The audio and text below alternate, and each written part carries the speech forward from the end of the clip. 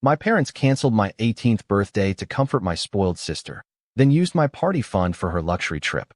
A little over a week ago, my parents did something I am still struggling to process. They canceled my 18th birthday party, a celebration I had planned and looked forward to for months. The reason? My older sister, Clara, 21, threw a tantrum worthy of a soap opera because her trip to Europe with her friends was canceled at the last minute. But it was not a simple tantrum of being upset or disappointed. No, it was a theatrical display of epic proportions, with tears, yelling, and phrases like, "If I cannot be happy, then neither should she." And the most frustrating thing is that my parents not only tolerated her childish attitude, but they supported it. I'm going to backtrack a bit so you understand why this hurt me so much. I am the younger of two sisters. Clara has always been, without a doubt, my parents' favorite. I know this may sound like a typical younger sister complaint, but in my case, it is not an exaggeration. For as long as I can remember, my parents have put Clara's needs and desires above all else. When we were little girls, that meant I had to give her all my toys or let her win at games, because, according to my mom, Clara is older, and you have to be more understanding. As we grew up, the dynamic did not change, it only became more frustrating. If there was an argument, it was always my fault, because Clara has a more sensitive nature. If Clara needed money, time, or attention, she always got it, no matter what I was going through.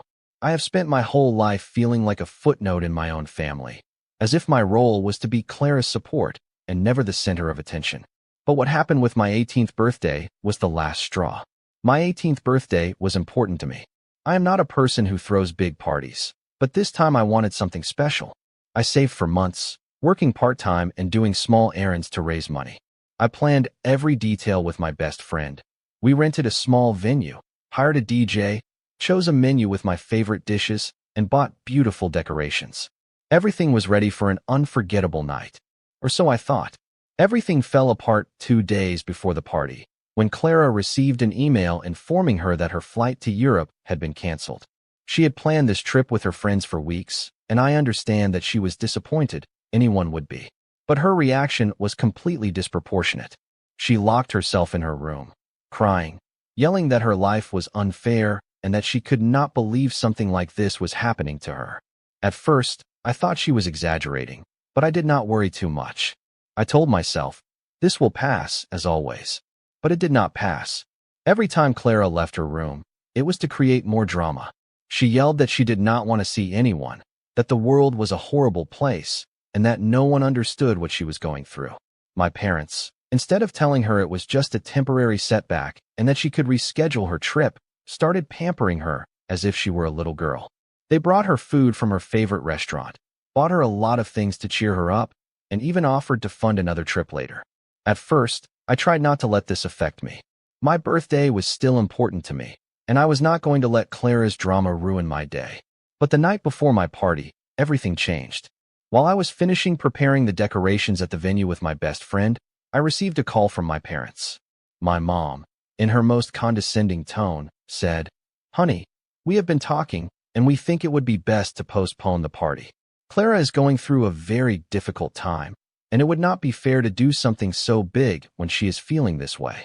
I did not understand what I was hearing. For a moment, I thought it was a joke. I asked her if she was serious, and she replied in an even calmer tone, as if she were explaining something to a small child. "It is just a party. You will have many more birthdays. But your sister is very upset. You have to be understanding." That was the first time in my life that I felt completely invisible. I tried to reason with them. I explained how much time, effort, and money I had put into this party, that it had been my dream for my 18th birthday. But nothing I said mattered. My dad even added, "It is just one day, and Clara needs support right now. We do not want your party to make her feel worse." I was completely in shock. They canceled my party, not because something was wrong with the planning or because there was any inconvenience, but because Clara could not stand the idea of me being happy that night. My best friend stayed with me while we took everything down. The music I had specifically chosen to match the theme. Everything was there, ready to be used. But it all ended up in boxes and garbage bags. When I got home, Clara was sitting on the couch eating ice cream, as if nothing had happened. She looked at me and said, "It is better this way. No one wants a party when things are bad." I had to lock myself in my room to keep from yelling at her. I did not cry that night. I was so angry that the tears just would not come. My parents tried to justify it later, saying that they were going to do something special for me later, but I do not believe them anymore. It is not the first time they have put me aside for Clara, but it was the first time I fully understood that for them I will always be second best. Now I am here, with a lot of frozen food, and used decorations, and a huge feeling of emptiness. I do not know what to do. My friends tell me that I should have had the party anyway, but my parents made it very clear that they would take away my permission for everything if I tried to organize something without their approval. I feel completely alone. Is it so irrational to expect your parents to care about you on a special day? Am I overreacting for feeling this way? Honestly, after this, I do not know if I can ever see them the same way again. Update 1. It has been 2 weeks since my parents canceled my party, and what has happened since then has honestly been more frustrating and surreal than I could have ever imagined. To begin with, not only have they shown no remorse for what they did, but they have doubled their efforts to pamper Clara. It is as if they are determined to show that her emotional well-being is the only thing that matters in this house. I will give you a clear example. Days after canceling my party, Clara started another one of her tantrums, saying that she needed to get out of here because being at home reminded her of how horrible it had been to miss her trip. She literally said, "I cannot breathe in this place. I need a change of scenery." I was hoping that my parents, at least this time, would tell her no. I mean, they had already ruined my birthday for her, right? But no. Instead, they decided to use the money they had saved for my party to pay for a weekend at a resort a few hours from home. The worst part was that my mom came to my room to talk to me before they left, as if she wanted to justify their decision. She said something like, "Honey, I know you are still upset about your party, but Clara really needs this. She is having a really hard time, and we need to help her get through this difficult time. There will be other opportunities to celebrate your birthday." Other opportunities? Seriously? What kind of logic is that? I explained to them, for the umpteenth time, that it was not just about a party, that they had canceled an important event for me, one that meant something. But as always, my mom looked at me with that mixture of condescension and weariness that makes me feel like I am being completely irrational. It is just a weekend. Do not be selfish. Clara needs support right now. That was the last thing she said before closing my bedroom door. When I went down to the dining room that night, my parents and Clara were already packing for their getaway. She was beaming, as if she had never been sad in her life. She was wearing huge sunglasses and new clothes that my parents had obviously bought her for the trip. Before leaving, she even had the audacity to tell me, "This is just what I needed. Do not worry, maybe one day they will take you somewhere nice too." I stayed home alone all weekend. Well, technically I was not alone, because my best friend came over to keep me company, but that did not take away the emptiness I felt. It was as if every corner of the house reminded me how little I mattered in this family. Every time I saw the decorations stored in boxes or opened the freezer full of unused food, I felt a mixture of sadness and anger. I talked a lot with my best friend during those days, and it was she who pointed out something that, honestly, I had never wanted to admit aloud. My parents are never going to change. They are always going to put Clara above me, no matter how hard I try to please them or how hard I try to be the understanding daughter. At first, that idea hurt me deeply. But as the days went by, I began to accept it. When my parents returned from the trip, they acted as if everything was fine, as if there was no problem. My mom even tried to show me pictures of the resort and told me how beautiful the place was, as if that was something I was interested in. I could not stand it. I went up to my room and closed the door, ignoring my mom's insistent knocking, saying she just wanted to share something nice with me. Since then, I have been avoiding my family as much as I can. I leave early for school, I stay late at my friends' houses, and when I am at home, I spend most of my time locked in my room. I do not even eat with them if I can avoid it. It is as if there is a wall between us, and honestly, I have no interest in tearing it down. The worst part is that Clara has not changed at all. She is still the same selfish person she always was. Yesterday, during dinner, which I was forced to attend because family should spend time together, she made a sarcastic comment about how my canceled party was the best thing that could have happened because it would have been boring anyway. I froze. My parents did not even try to scold her. My mom just said, "Clara, do not be cruel," in such a light tone that it seemed like she was joking. and my dad just kept eating as if nothing had happened. That was the moment I realized something. I cannot keep living like this. I do not know how or when, but I need to find a way out of this situation. I do not want to spend the rest of my life being the daughter who is always in the background. This experience has taught me that if I do not take control of my life, no one else will do it for me. For now, I am trying to hold on until I finish school, but something inside me has changed. I no longer feel guilty for not giving in, for not being the understanding daughter they always expect me to be. Now I only care about finding a way to build something that is mine, away from this family that has shown me time and time again that I am never going to be a priority for them. Update 2: a whole month. That is what I have spent accumulating resentment and trying to find a way to process everything that happened with my birthday and my family's subsequent getaway. For weeks I told myself that it would be best to keep my head down and just put up with things until I can get out of this house. But the truth is, the more I tried to suppress my feelings, the more impossible it became to ignore them. Everything came to a head a few days ago, during one of those mandatory family dinners that now feel like some kind of psychological torture. Normally during these dinners I keep quiet, eat quickly, say thank you, and leave as soon as possible to avoid any unnecessary conversation. But that night was different. It all started with Clara, as always. She had finished telling a long and unnecessary story about how one of her friends dared to wear the same blouse as her to a party. At first, I just looked at my plate and ignored her. But then she made a comment that made my blood boil. You know, this whole thing has made me think that people really do not know how to make things special. Like, if you cannot do something amazing, why even bother trying? I mean, look at your party. Canceling it was the best thing, because it would have been a disaster anyway. The air immediately became heavier. My dad put his knife and fork down on the table with a thud, and my mom frowned. But they did not say anything. Absolutely nothing. They never say anything to her. And I could not keep quiet anymore. I had been repressing so much, accumulating so much, that I just exploded. A disaster, really? You have the nerve to say that after you ruined everything for me? I said, looking directly at her. My tone was cold, colder than I expected. Clara raised an eyebrow as if she could not believe I was standing up for myself. My mom tried to intervene, but I raised my hand to stop her. No, Mom, let her hear this, because I am sick of it. Sick of everything revolving around Clara. Sick of always having to give in because she is sensitive, or because you want to prevent her from throwing one of her tantrums. You have no idea what you are saying, my dad muttered. But I did not let him finish. Oh no? Then explain to me how canceling my party to protect Clara's feelings makes any sense. Explain to me how it is fair that the money I saved for something special ends up being used to pay for a damn weekend at a resort. Explain to me how, in this house, all that matters is that Clara is happy, while I have to settle for the scraps. The silence at the table was deafening. Clara had a look of surprise, as if she had never imagined I could say something like that.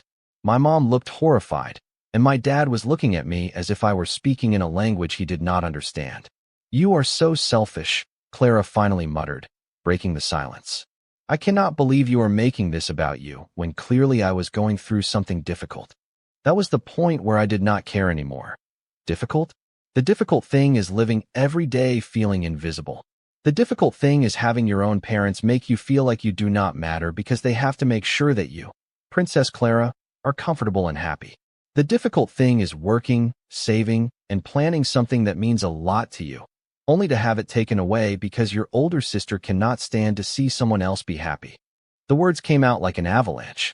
I could not stop myself, even though I wanted to. Maybe next time you feel your life is so miserable, you should look in the mirror and realize that you are the problem. Not everything revolves around you, Clara. And you, I said, pointing to my parents, are just as responsible for allowing this to happen. Maybe you should worry a little less about pampering her and a little more about treating me like I am your daughter too. When I finished, silence filled the dining room again. I did not wait for anyone to respond. I left my cutlery on the plate, got up from the table, and went up to my room, slamming the door shut. That night, my parents tried to talk to me. They knocked on my bedroom door several times, but I did not open it. My mom left me a message saying that we needed to have a serious conversation and that what I had said was very hurtful and unfair to Clara. I ignored her messages and stayed in my room for the rest of the night. Since then, The atmosphere at home has been uncomfortable, to say the least. My parents barely speak to me, and when they do, it is with that cold and distant tone they use when they are disappointed. Clara, of course, is playing the victim. I have heard her talking on the phone with her friends, saying things like, "I cannot believe my own sister attacked me like that." It is like she has no empathy for everything I have been through. But you know what? I do not care. For the first time in my life, I said what I had to say, and I do not regret anything. I realized something important that night. I am no longer willing to be silent. My parents can think what they want, and Clara can continue to act like the family martyr, but I am not going to continue tolerating this dynamic. I am tired of being the invisible daughter, of being the one who always has to give in, of being the one who stays in the background. This does not mean that everything has been solved. Far from it. But now I am clear that I am not going to sit idly by while they treat me as if I do not matter. Update 3. 3 months have passed since I confronted my family during that dinner, and although things have not improved, at least now I have a plan. I decided that I cannot continue living like this, and if I want to find some peace, I have to leave this house. That idea has kept me sane during these weeks, but it has also been difficult to execute. My parents still act as if everything that happened is my fault, and Clara continues to be the epicenter of their lives. However, now I am determined to build something for myself, away from all this. After that explosive night, the atmosphere at home became unbearable. For days my parents barely spoke to me, and when they did, it was with that tone laden with disapproval that they used to make me feel guilty. Clara, of course, adopted her role as victim perfectly. She began to avoid me, but not without making sure that I heard her passive-aggressive comments when she passed by me. Phrases like, "At least I do not go around ruining the family peace," or some people really do not know their place. My parents not only allowed this behavior, but encouraged it by saying nothing. On one occasion, when Clara made one of those comments while I was in the kitchen, I turned to my mother and asked her directly, "Are you really going to remain silent while she talks to me like this?" My mother simply sighed and replied, "You have to understand that Clara is still sensitive about what happened. Do not pay attention to her." That answer was like a confirmation of everything I already knew. I was not going to receive any support in this house. And if they were not willing to change, then I would have to take matters into my own hands. I started looking for a job just a week after that dinner. I found a part-time job at a coffee shop a few blocks from my school, and although it is not the most glamorous job in the world, it has been my salvation. The hours are flexible, and the atmosphere is much more relaxed than at my house. Also, my boss is kind and understands that I need to balance work with my studies. Every penny I earn I am saving in a bank account that I opened without telling my parents. I call it my escape fund. It is not much yet, but I am saving as much as I can. I have even reduced my expenses to a minimum. I no longer eat out with my friends, I do not buy new clothes, and I use my old bicycle to go to work instead of spending money on transportation. Every little amount I can save brings me a little closer to my goal. I have also been researching places where I could move once I finish school. One of my best friends, Laura, offered to share an apartment with her.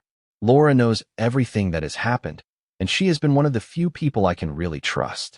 She showed me a couple of options that are within my budget, and we have been planning how to split expenses. If all goes well, we could move in together in a few months. My parents have no idea what I am doing. In fact, I think they assume that my silence means that I have learned my lesson and that I am finally accepting my role in this family. But the truth could not be further from that. Every time I am working or researching housing options, I feel a little spark of hope that helps me endure everything else. Of course, Clara is still the center of attention at home. A few weeks ago, her boyfriend broke up with her, which triggered another emotional crisis. My parents, true to their pattern, canceled our family vacation because Clara was not in the right mood to travel. I did not even bother to argue. The truth is, I no longer have the energy to fight with them. All I want is to stay focused on my plan and get out of here as soon as possible. On one occasion, while I was at the coffee shop where I work, one of my colleagues, a guy named Diego, asked me why I always seemed to be in a bad mood.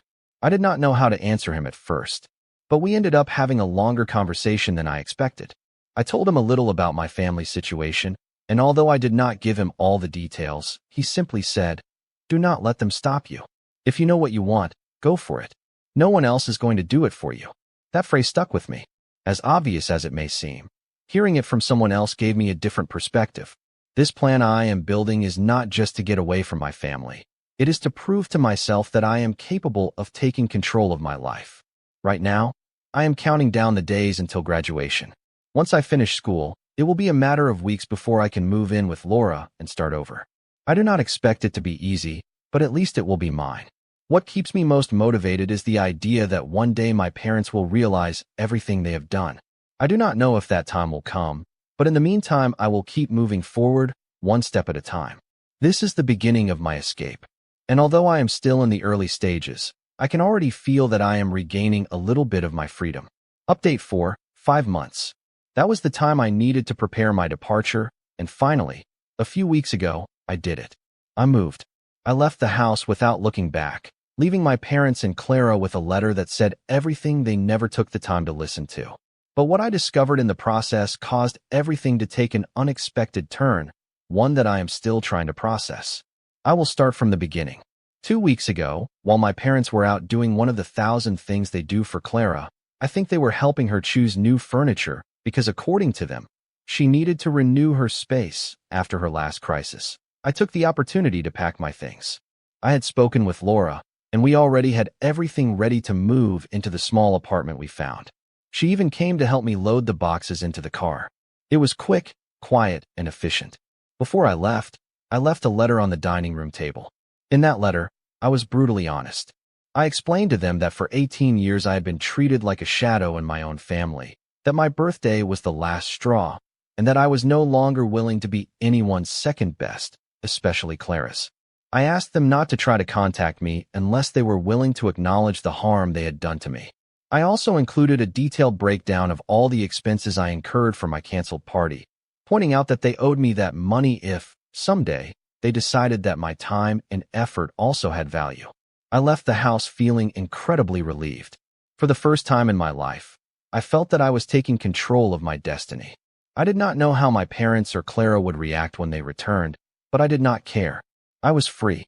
However, what I never expected was what happened shortly after.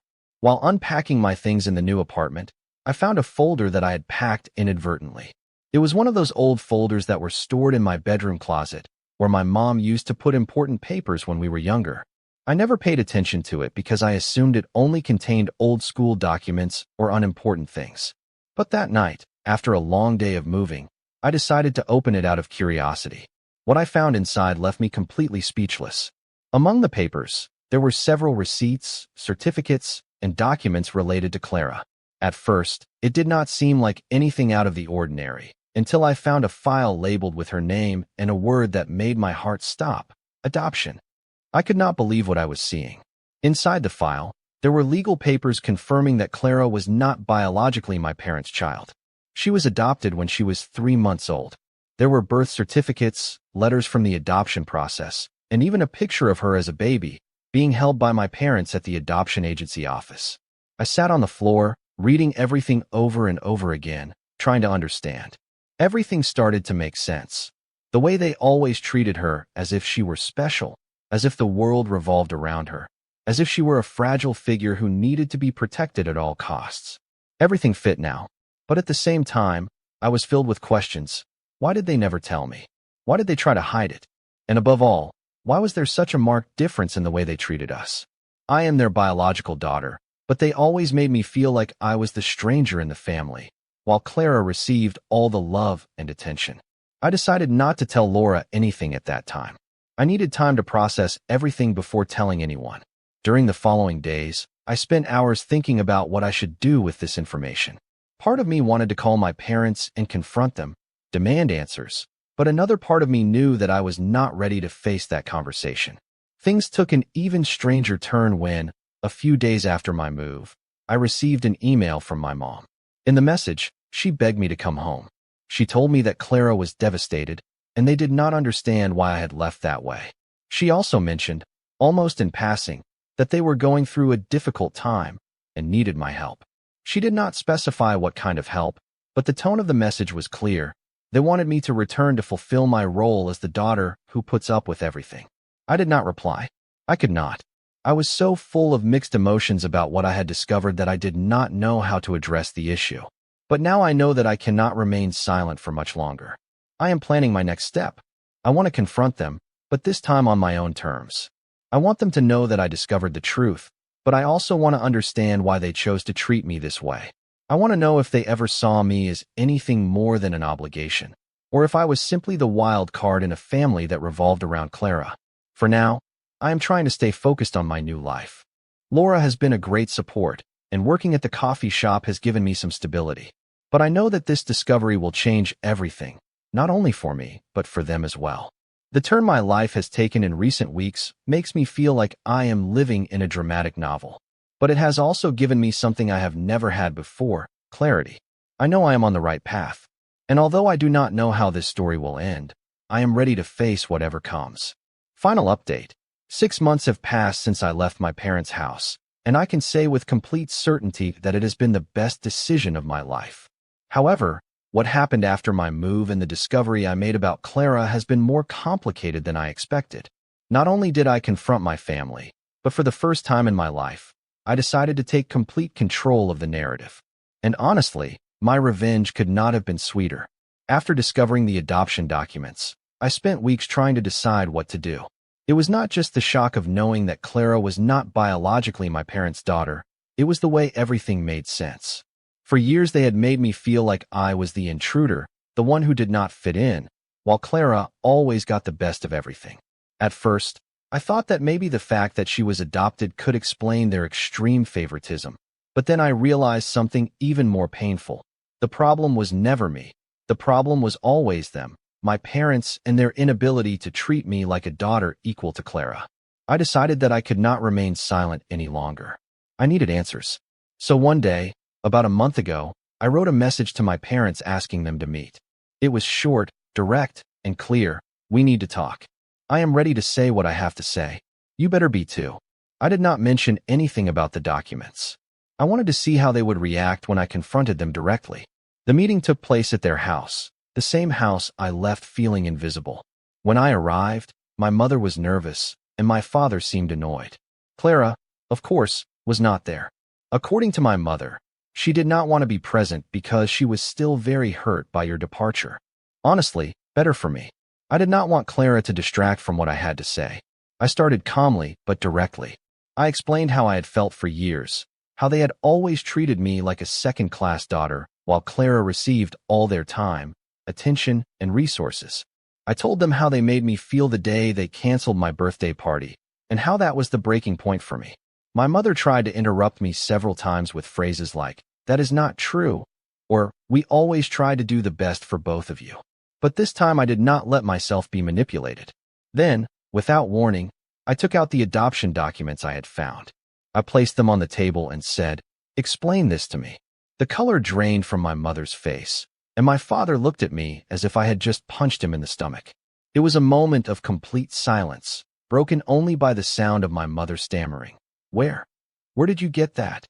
I told them the truth, that I had found it while packing my things to move. And then I asked them something that had been on my mind since I discovered the truth. Why did you never tell me? Why did you choose to treat me as if I were the adopted one? As if I were the one who did not belong to this family, when I was always your biological daughter? What followed was a torrent of excuses and tears from my mother, while my father remained silent, his jaw clenched. My mother tried to justify their behavior by saying that when they adopted Clara, they felt they needed to protect her more because she had had a difficult start in life. According to her, they had always feared that Clara would feel less loved or different, so they compensated by treating her with an excessive level of attention and care. "We did not want her to feel like she was not part of the family," my mother said through tears. And to achieve that, they decided to exclude me, to make me the sacrifice for their plan to make her feel special. I responded, raising my voice a little.